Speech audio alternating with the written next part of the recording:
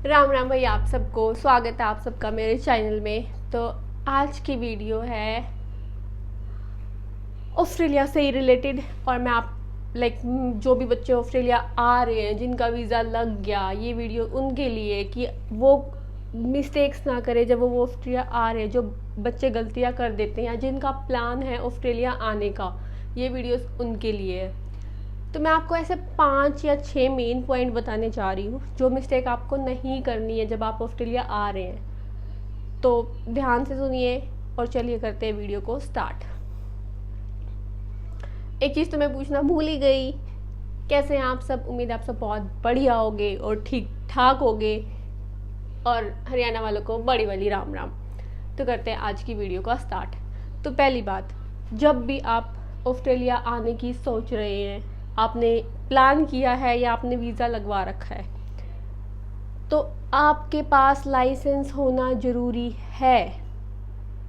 Licence होना चाहिए आपके पास, क्योंकि लाइसेंस एक ऐसी चीज़ है, जब भी आप ऑस्ट्रेलिया आते हो, आपको आते ही कोई और जॉब नहीं मिलती।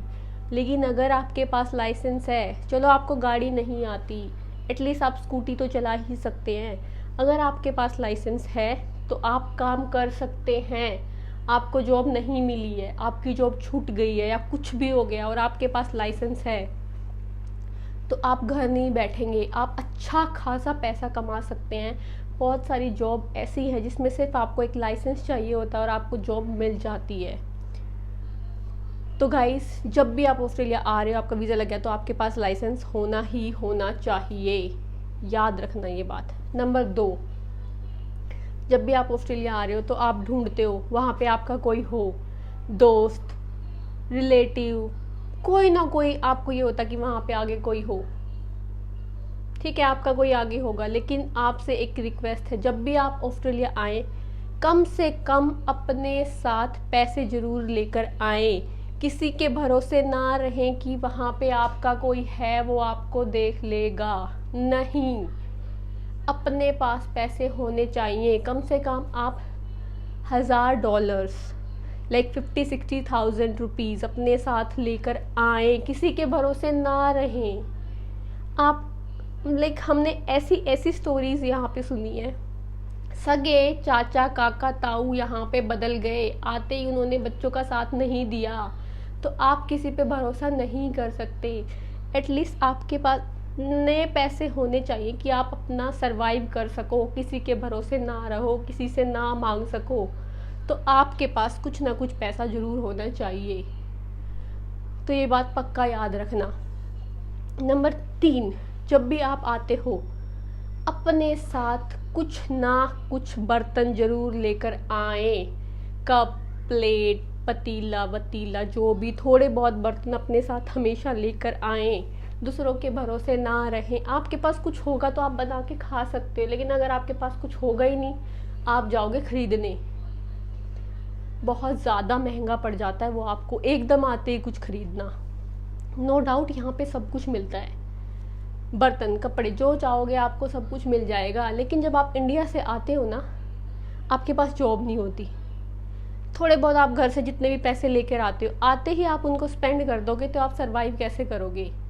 आपके पास कुछ ना कुछ बर्तन होने चाहिए कि आप आते ही पैसा ना लगाओ। एटलीस्ट आप 1-2 महीना कमाओ, तब आप लगाओ। ये नहीं आती आप पैसा लगा दो।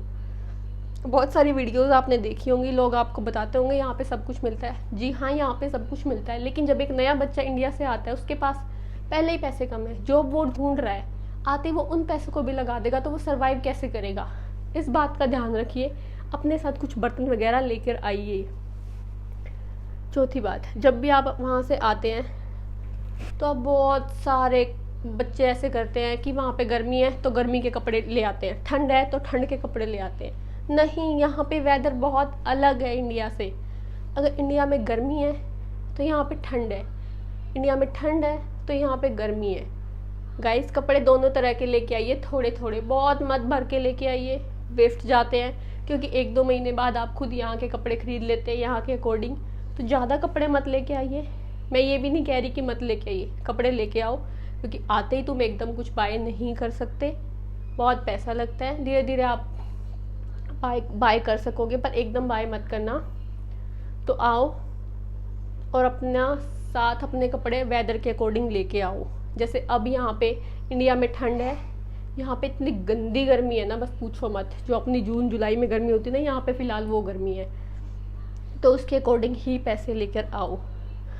और जब भी आओ इंडिया से ही, 5वां पॉइंट, इंडिया से ही अपना रहने का कुछ करके प्रबंध आओ। यहाँ पे आके आप फंस जाते हो, हम कहाँ जाएं। बहुत सारे बच्चे हैं जो आते हैं, पता है वो कहाँ सोते हैं? एयरपोर्ट के बाहर फुटपाथ पे।